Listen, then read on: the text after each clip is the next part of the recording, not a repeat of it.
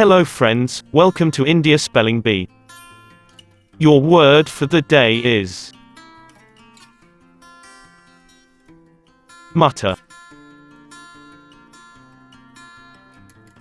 M U T T E R Mutter.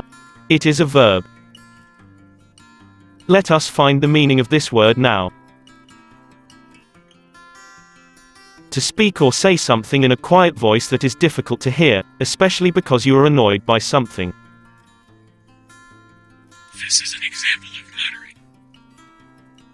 Let us make a sentence with this word now.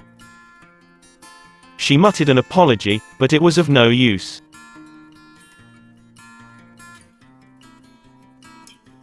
Thanks for watching.